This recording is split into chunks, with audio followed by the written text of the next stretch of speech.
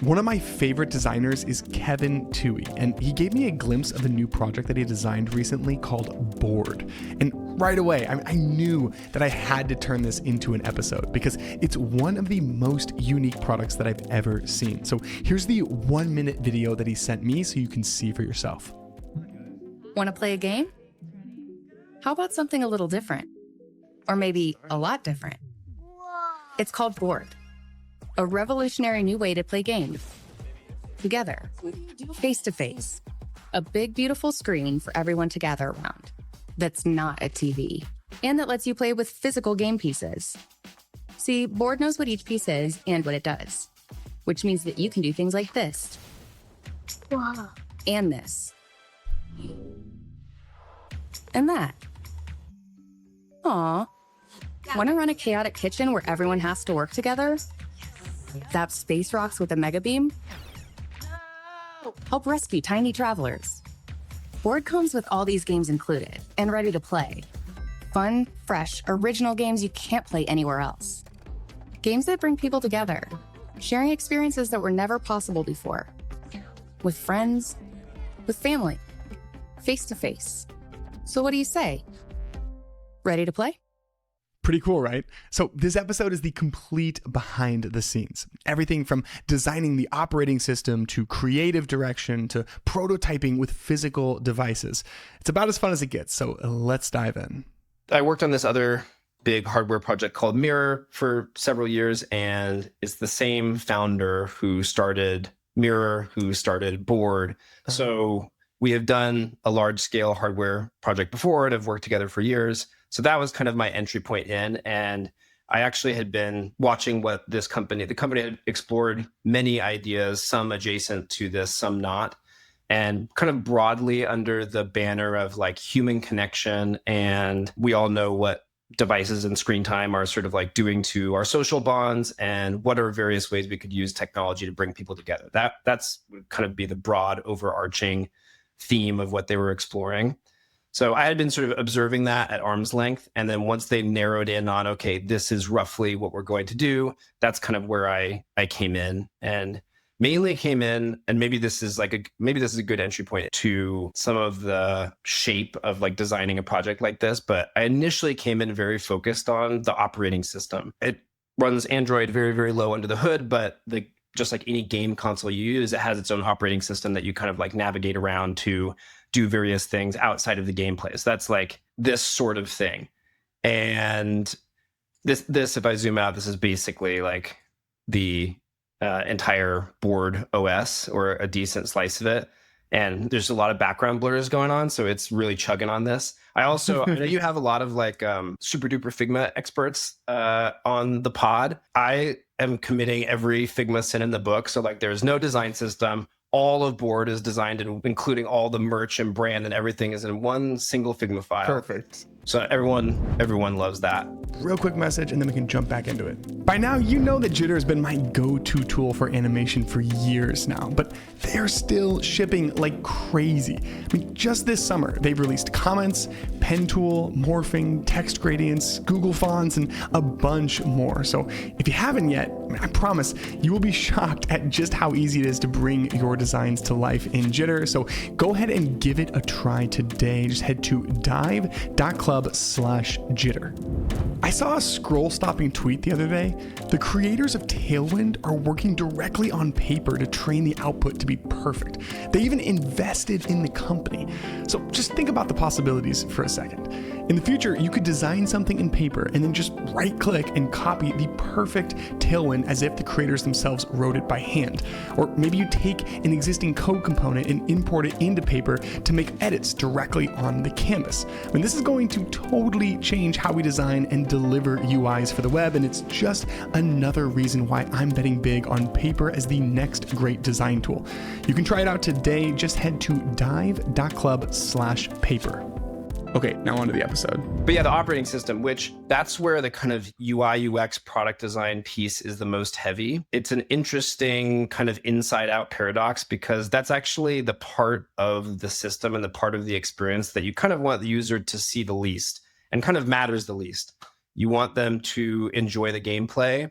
And then there's the whole journey up until the point where they actually get to sit in front of a game. So let's say like the marketing, the website, the commercial, the checkout experience, the delivery experience, the unboxing experience, all of that is completely upfront and before the user even gets to any of these like settings, interfaces, or anything like that. So I only mention that because this is where I started and was kind of my entry point to the product and the experience. And I kind of got hooked in once I saw a little spark of how it could be great. So then how wide did your spectrum of scope span then? It essentially got as wide as it possibly could. This project, more than probably anything I've worked on in the past, had the broadest scope. And I basically touched, every inch, every pixel of the final product and like physical experience. And that kind of happened a little bit over time as I got obsessed with things and dragged into things. And if there's a little corner that needs exploring, I kind of can't help but walk through the door. I'm kind of going as far as I can within my skill set. And then when I cross over that threshold where I need some, special expertise, say like 3D modeling, et cetera, bringing in those specialists to help with it, like identifying them, briefing them creatively, being the one who like holds the kind of like overarching creative story. And for me, that was, somewhat of a new experience, and acting both as the hands-on product designer and working with engineers to figure out like the nitty-gritty of how all these things are supposed to behave, but also basically acting as the creative director for the entire project and making sure what we're showing on the web and what we're showing in packaging all sort of like rhymes visually and clicks together. And I really enjoy that type of role. There's certain moves I think you can pull off or that really thrive in that type of setup.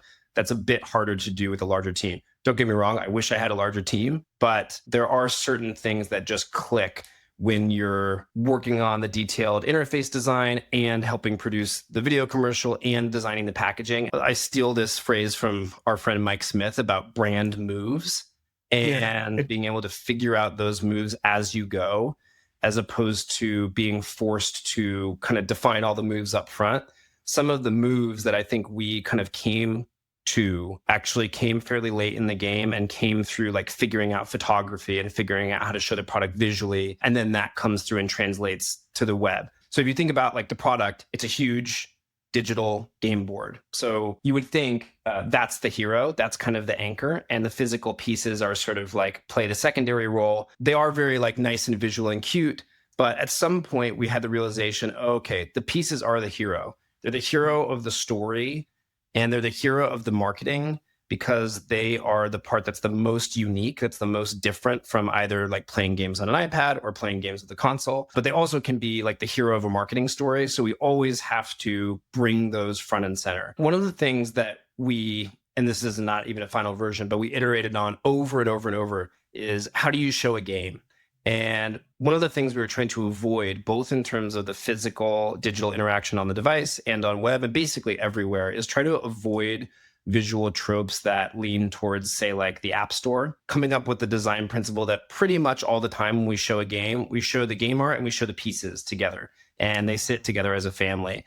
And, if you see like the final web design, we're using the pieces like very heavily as a brand element. And that's kind of what I mean about the pieces becoming the hero and then folding that back into the brand and folding it back into even like the printed material that goes into the device box. So yeah, this was just a fun kind of carousel interaction that allows you to go through the games, but you can see literally the pieces are like front and center and sit in front of the game art.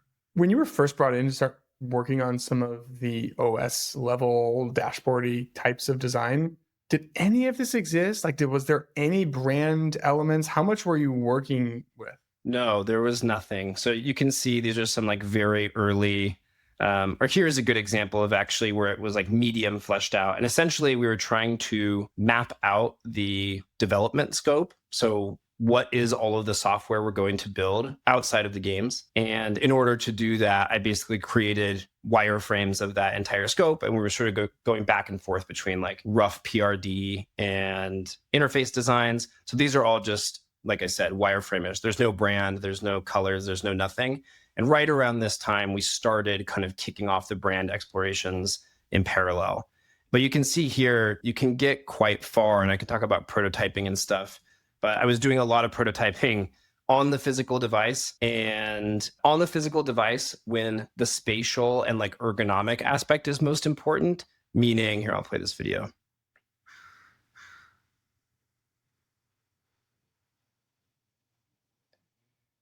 So things like figuring out the keyboard, like how big are things, how far away are they, when do your hands get tired, what looks too big, doing it on a physical display that's the same size. And this is actually Figma running on the Android device, which is really fun. I could literally I'd be working on my computer here, I have the board over here, and I can just look over and see the changes in real time.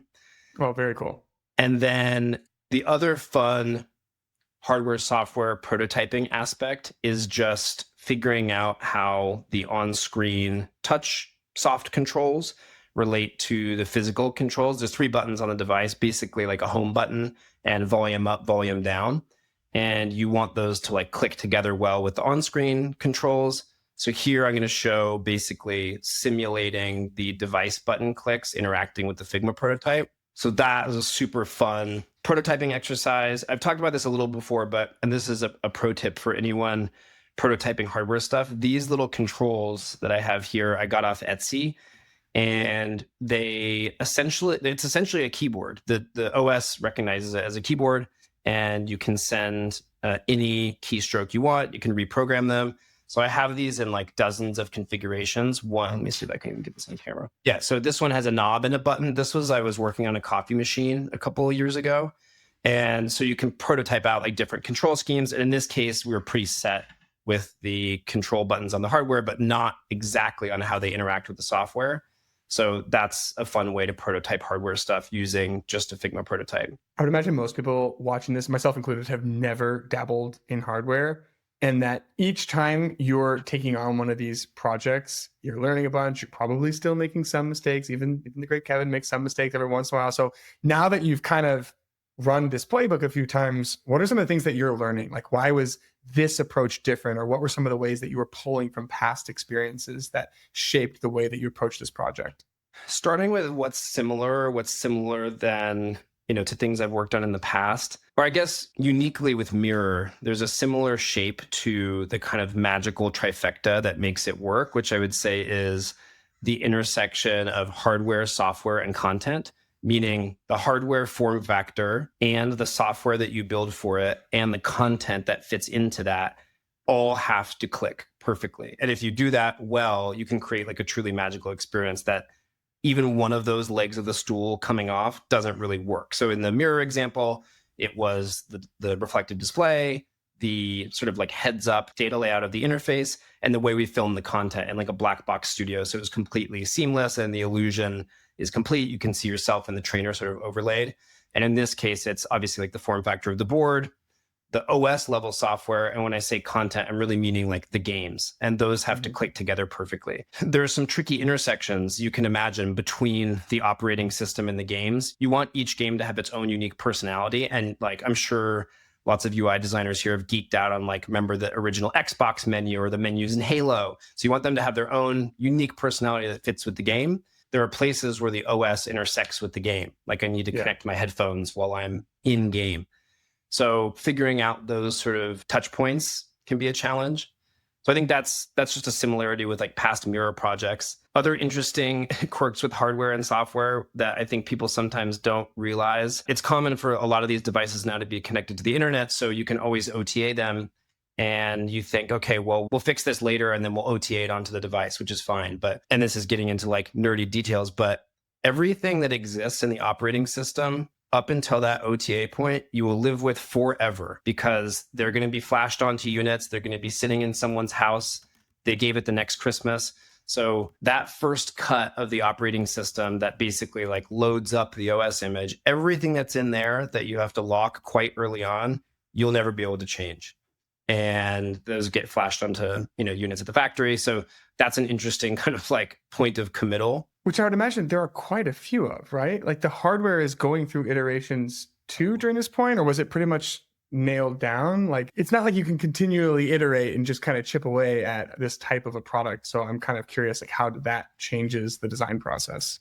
With a product as complex as this, there are so many different drop dead points for changes. Obviously, like the industrial design and materials of the physical hardware of the board device, those types of things need to get locked first. Then things like the pieces. So, as you saw in the video, but these are just 3D prints, but the physical pieces, these also have, long lead times in terms of the CAD and the design and the colors and the materials that have to be locked, further in advance. But even things that, you might not think about, like printed materials that are going to go into the box, and you have to source those. It's not just, we're going to print 20 of them, we're going to print thousands of them. They have to go source the paper and the materials and make sure we can have enough, yield. And those need to be locked far in advance. And that creates some interesting dependencies on, we might think we can change things like, copy and names and things on the website right up until launch. But a lot of these things are like printed in a physical printout that's already got to be, the artwork had to be locked at the factory like a month ago. So that's already like baked in. Okay, I kind of want to zoom out and get the lay of the land for a second. Yeah. All the different things that we're talking about, what was the time frame of this project? I know you're kind of coming up to launch. It's basically a long way. How long have you been working on this? And just ballpark, how is that allocated between the different types of initiatives, whether it's the OS or more brand, creative design, that kind of thing? So I've been working on board for a little over a year, start to finish. And so this stuff is actually almost exactly about a year ago. We're starting to flesh out basically like the surface area of the operating system. And then there were certain things we know, like we're going to have this number of games roughly split across these game types and sort of audiences. And it definitely did not follow a sort of waterfallish path where let's work on the software for this period, let's work on the brand for this period. It actually pretty early, the work streams are going in parallel, and we're basically working on the operating system, the games, the brand, the pieces, the physical digital interaction, and starting to figure out things like packaging and printed material from the beginning for that entire year, and going in like tighter and tighter loops and getting them to click together more. I would say the core brand, the absolute minimum brand basics, which I would say I would define as like the logo and the two typefaces. We worked with this firm called Mythology to produce, they had produced a couple of our big photo and video shoots for Mirror, which I can talk about. That's actually like a really key part of the creative process for this project, was the photo and video assets. They produced that shoot for Mirror, and they produced one of our commercials for Board, and they also did the logo and picked the typefaces. So that process took a couple months. And from after that, I think all of the process of figuring out kind of the brand moves, like I mentioned. Every time I say brand moves, I'm copying Mike Smith, so you can send him a nickel. But figuring all of those out and exploring the web, I didn't even mention web, all kind of happened in parallel in these tight loops. And you'll figure something out in the operating system that we can bring to the web, or vice versa. So it was kind of in that loop over the course of a year. And in these past few months, getting down to that kind of like, okay, it's go time. We have to finalize things and get them ready to ship. I think there's a certain class of products that basically have no MVP. There's no real like smaller, crappier version of it that you can use to validate, is this any good? You can validate certain parts of it. Like you can validate that the OS is usable, and you can validate that people think the commercial looks nice. But in terms of the whole thing, is it a good product? That kind of has to be done all together, and it kind of has to be the final version. Games are sort of like that. The halfway version of it just does not work. Mirror was a little like this too, but certainly for Board, it's not like on month 3 necessarily we could have something in our hands and say, this is great, this is really coming together. It's like each piece of it is at like 30% of fidelity, and it might not be until quite late in the process when you have something in your hands and can say like, okay, this is feeling good. And I totally remember the moment that happened for Board, and it's like a very exciting feeling to see all of those threads clicking together. I would imagine there's probably some relief involved too, because you don't 100% know if some of the decisions that you're making along the way are correct yet. Completely. I've actually started to notice this in my projects. That a good sign that you're onto something, that I personally am onto something, is I'll want to show it to my wife. My wife kind of like knows what I'm working on, kind of, but it's very separate. And I'll notice that instinct, like, okay, she's going to think this is pretty cool, and I'll like bring it in. And so it was actually like pretty recently before I brought this to my wife and said like, let's play.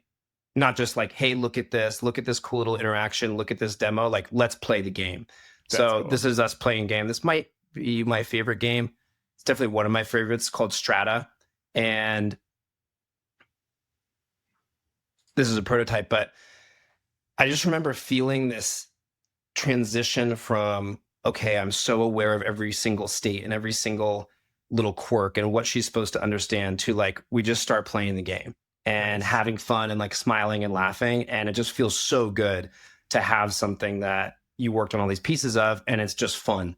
And that's what I was getting at with the MVP. Like, imagine how much effort and pain you can go through to design the whole operating system. And then all these pieces need to be designed and created, and it needs to be put in a box and shipped, and the marketing website and the video shoot. And like, what if it's not fun? Then that's the whole ball game. It's like, it has to be fun. That's kind of what I was getting at with the idea of something that kind of has no MVP. But yeah, this is kind of a fun moment. And even just seeing people I don't know play the games and get like this huge smile on their face is really, really satisfying.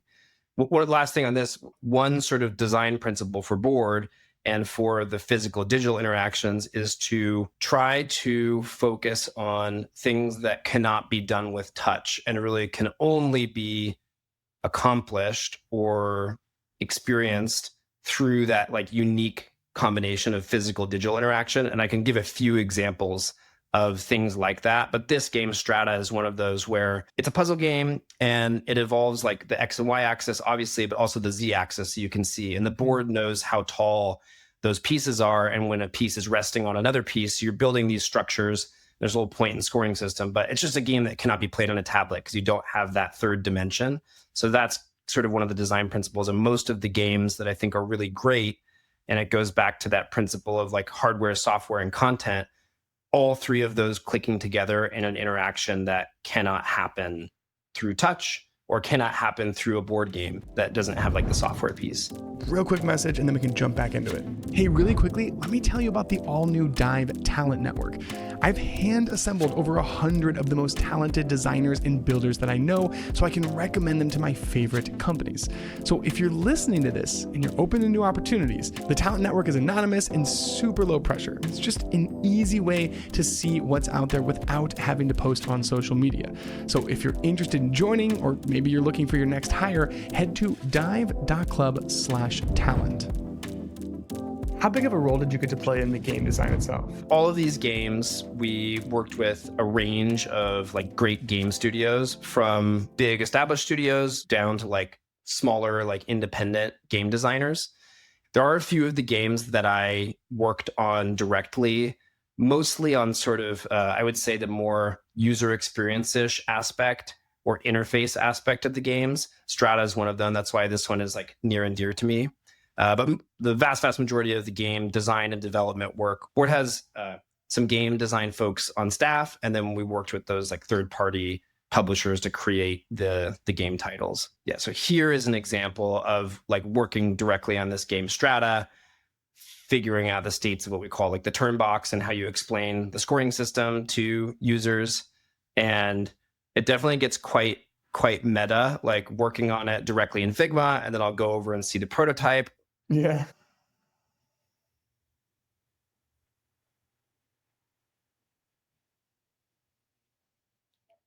That was obviously slowed down, but one of the things that I can definitely say I learned through this process or picked up from great game design is timing and sequence is so critical. This happens, then this happens, then this happens. And if you do too many things concurrently, the player can't learn. So for this game, figuring out how to sequence things in the right way so that even the turn order and the scoring system becomes more obvious and you don't have to explain everything through a bunch of tutorials. So this is where it gets very meta. This is watching a video of gameplay remotely and then working on updating the interface in my office and then seeing the updated interface on the device here. This is kind of a quirky prototype. Man, your job's fun. It is fun. Can you tell I'm having fun? Yeah, this is cool. I've never seen anything like this before. It's so fun. And so there's a lot of that kind of loop from the live production game back into Figma, back into the game. And you really do need to see it and see the kind of like spatial layout on the device. Zooming all the way out from a more product business strategy standpoint, what's the vision here? Like you rolled out with what, like 12-ish games roughly? Is the vision for Board to have kind of control everything's going to be in-house? Is there opening it up? Like what's the future vision for something like this? The vision is for it to become a platform, like a game console, like any of the other game consoles on the market, where third-party developers can build games on Board and take advantage of that unique piece sensing technology so that they can build games that harness that mechanic, the physical digital interaction mechanic. So there will be new games coming out that will get delivered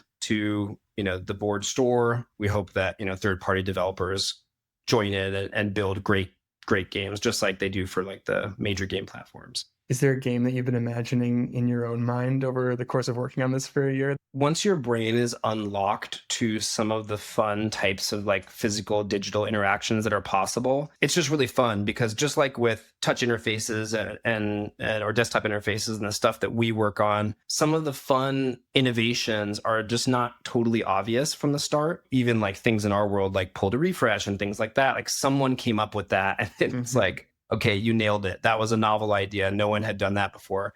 I'll show a couple examples of what I mean. This is a little sizzle that shows some of the like unique physical digital piece interactions. I'll just play this really quick.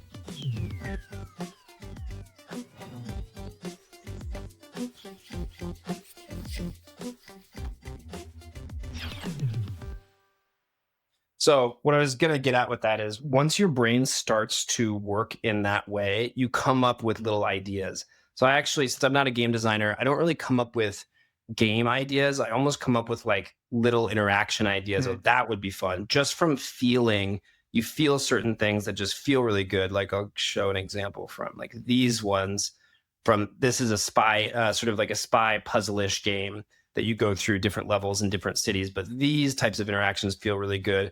Even here, where you're using the piece to get a little viewport that shows up elsewhere on the screen. So I think the hope is that there's dozens of these, innovative types of interactions that other developers will come up with that we haven't even thought of yet.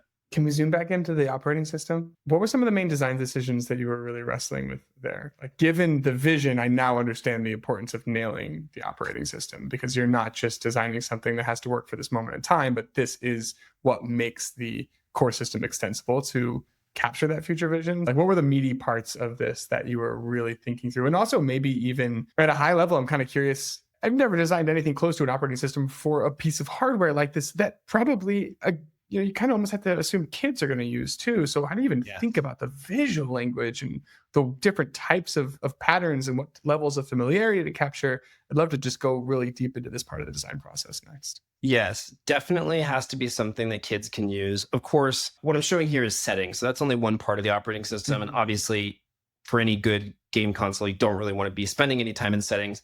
But things like the out of box, which, this is like a really important part of device setup. I guess one design principle was really trying to do anything we can to not lean into design tropes that are pervasive on like tablets, for example, when we don't have to, or if there's an opportunity to make it better. And one thing, as an example, that was more challenging than I thought at the beginning was text entry. We don't really want people to be typing a lot all the time, but there's certain things we have to do. We have to get the device connected to Wi-Fi, things like that. And, I mentioned the like underlying base operating system is Android. And if you slap the Android keyboard on top of one of these like very designed screens, you can imagine it just really like breaks the experience. And it's like, oh, wait, it feels like I'm using a huge Android phone. And, it's literally huge. Like it spans the entire width of the device. So we decided early on, like, we have to build the keyboard. And building a good keyboard is, maybe I shouldn't say harder than it seems, but it's extremely hard. It needs to be responsive. You need to design all of the alt states of each key. You need to design the press state and the release state. So I'll show like, literally building the keyboard out. And each of these is its own little guy. You kind of sandbagged your Figma file a little bit. Like you're obviously a very organized human. You got all your props going, your variants. There are some areas that are organized, more organized than others. And this is the numpad interface. And this was some early prototypes of the keyboard, just trying to get those kind of states down. And you can see it's not quite there. Like the latency is too high. Testing keyboard. There's other things where you actually don't want the keyboard to be super large. For example, like when it's invoked in settings, to talk about two different design principles at once, really trying to like keep the sense of depth and let the game artwork show through. Like right now, this is showing 4 levels nested deep into like a settings hierarchy, but you can still see the game artwork back here. And it flows through, and even the colors flow through to like show through these UI panes. That was another kind of like design principle: use depth and use the game art. But here you actually don't want that keyboard to go, full width, just because you would lose all the context of this other stuff. So designing like a mini version of the keyboard that's still large enough for fingers to type on, all those kinds of like UX challenges. And part of what informed this design approach is that all of these things need to exist in quote unquote settings, but the vast majority of them also need to be invoked from inside of gameplay. So things like this, I'm inside a game and I need to be able to I need to reconnect to Wi-Fi, for example, or adjust the display brightness. So you really want them to be very modular and portable and work the same way from within a game as they do from like the core operating system. We've covered a lot of ground, but there's a ton to show. And I kind of want to just create as much space as needed for you to just walk us through what is most interesting. So are there any other details that we haven't covered that you're particularly proud of? One of the things that I think shows up across the project and presented itself several times was basically just trying to get creative with the constraints presented to us. Certain things that just like can't be done with the hardware or the operating system that we're working with, and figuring out ways to kind of like either mask those or use them to our advantage. I'll show this. This is like a crappy early prototype of it. And a good example of like letting the moves reveal themselves to you. So this game, Mushka, and you can even see it here, it just ended up being like a very beloved game. And I think everyone who plays it really enjoys it. Here, I'll show this. Meet Mushka, the adorable pet who lives inside your board. Mushka comes with a toy bag, magic wand, watering can, brush, and dryer to take care of your virtual pet. Feed, wash, brush, play. So Mushka ended up becoming kind of this like hero character and somewhat of a mascot for the brand. And this little animation is basically designed to get around like a bootloader issue where we might need to wait several seconds on this logo image, and came up with this animation that's kind of timed to it. And it's even modular, so it can be extended to different lengths. So that's kind of many examples like that where we tried to come up with a creative design solution that like turned a shortcoming into something fun. And the real version of this that was professionally animated and better than I could do has sounds that go with it. And that's what shows up when you first boot up the device and while it's like beginning to scan for Wi-Fi and download things. So that's like a fun little brand moment. Are there specific examples that you want to show in terms of how you helped to flesh out these brand moves? I mean, it feels like there's just so much going on that in the creative direction. So maybe we could even just talk a little bit about some of the clear ways that you're able to see this evolution in your understanding of the brand and the different ways that it would manifest, or again, to borrow Mike's language, like what are some of those moves that you kind of started to assemble over time? I actually think figuring out the pieces are the hero was like a really key unlock in figuring out what some of the moves could be and how the content could extend out into marketing and the web and things like that. So at some point around that time, I started just playing with the 3D models of the pieces in some of the image and video models and just trying to create these little scenes.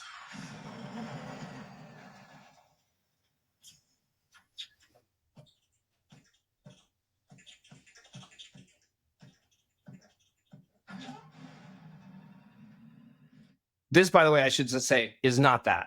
AI cannot do this. This is done by a professional character animator and 3D guy named John Hutton. That intermediate step like really helped our process to be able to create a version like in VO that has its quirks, it has its little AI problems, but you can see it and it makes you smile. And that like gave us the confidence to say, in this case, like the CEO would say, you know, I love this, we have to make it. And now I have like another problem for myself. But many cases where I would use some of these new creative tools or AI assisted tools to create a storyboard or a rough reference that we can look at and say, okay, this is worth doing, as opposed to just like a little sketch or we don't know if it's going to be any good. Can we go like one level deeper there, like getting into specifics? What tools are you using? Like what are the steps that you're taking? Like if you have a rough idea in your head, then what? Because I'm sure somebody is listening to this who is in that place, but doesn't have that muscle memory of like where to turn from that point. Totally. I mean, it depends on what the output needs to be. And I love Visual Electric, RIP, for this reason, because it just allowed like a great interface to all the models and was very visual and maps how I think. I hope someone picks up that baton. But typically for video stuff, I was using like the VO and Kling models from within Visual Electric. Now I'm kind of like hopping around to those different tools to use them more directly. I even used it for some like packaging concepts, like Nano Banana, and even like GPT's image model is kind of decent at taking some rough packaging mock-ups and say like, apply this to a cardboard box the size of, this is a photograph, but like, I could design this in Illustrator, even things like this to create a little mock-up. We were playing with materials and what should the bags be like. And most of this was actually like traditional design, but using either like Nano Banana or GPT's image model to take this is like a physical printout, but take a file like this and it knows with some trial and error how to wrap that around a like 3D box. It's not going to look perfect. It's not going to be usable for anything in production, but these projects, like a lot of things, getting a 60% version is so valuable, as opposed to like, we're going to wait for the 3D modeler to do it, or we're going to wait for a CAD file. So I used, those tools for a lot of like intermediate steps on this project. I guess I totally assumed that this was a part of the process that you would have just outsourced to a packaging agency. Like, how much of this have you even done in the past? I guess that's a great segue into how do we use AI in the design process? Basically, two ways. One is what I just said, to create rough facsimiles that can give enough confidence to really invest in producing something that might cost money. And the other for me personally has been, I would call it like tool use, meaning I don't know how to use Blender, but we've got these 3D files for the pieces and I'm going to use it. Like I'm going to open it up and figure out how to do something. Same with packaging design. I've done a bit before. I've never done anything to this scale. And many times along the way, I'm using, the AI tools to get me across some error or figure out how to do something in the interface I don't know how to use. I think this loop is going to get tighter and tighter, even in like the coming months. I was doing it sort of like brute force, where I've got Claude over here and even obscure print things in Illustrator that I wasn't quite sure how to get right, or I was very nervous of getting wrong. And, literally show me what button to press. Here's what I see in the interface. Why is this wrong? Why don't I see the option you're referring to? So I was wading into a lot of tools that I have no business being in. And I think that's like a piece of advice I give to a lot of designers now, is try to embrace that sort of matrix style, I know kung fu mindset, and don't listen to that little voice that sort of says, I'm not that type of person. I don't know how to use that software tool. Just open it up and use the tools available to you to get like one step further. That's what I try to do here. And definitely it was like the most ambitious for packaging. Yes, most people would outsource it to like a separate firm. And there's a lot of packaging details to this, because there's the board itself, there's the box that holds the pieces, there's the bags that hold the pieces, there's the print insert, which I showed you. This is the packaging mock-up. And, even just experimenting with getting various versions and folding them up and seeing them and seeing them here. Oh, this is fun. For the packaging, the device is like quite large, and I don't have a printer that can do this, and it takes a while to get samples and things and various materials. So I was doing a lot of scale mock-ups, and you can see here just kind of like printing that out and getting a sense of the shape and what's on which side. Fortunately, my brain cannot shape rotate like the AI models can. So I really need to like print this stuff out and see what it looks like in like the correct orientation. Like, this is a very inspiring project. I've already briefed my wife that we're going to be buying one. I'm very excited for launch. It's just cool, you know, like as soon as I saw it, you texted it to me and I immediately was like, we have to talk about this. I've never seen anything like this. And so not just being inspired by the output, but also just the process and the fact that you do kind of have that I know Kung Fu mindset. Where you're just like, you know what, I'm going to figure this out. I'm going to bring basically everything to the table, or at least figure out where my gaps are and then help with that as well, and find the right people to complement me. This is a heck of a project, Kevin. And I really appreciate you taking the time to give us a little behind the scenes today. That means a lot. Thank you. And I feel the same way. And there was definitely a point where I realized on my end, like, okay, this has the potential to be great. And so now I'm in trouble because it has to be great. So you're all in then. I'm all in. I've got to dig in. I definitely went completely into the deep end on this one, and it's been fun. So I appreciate you saying that.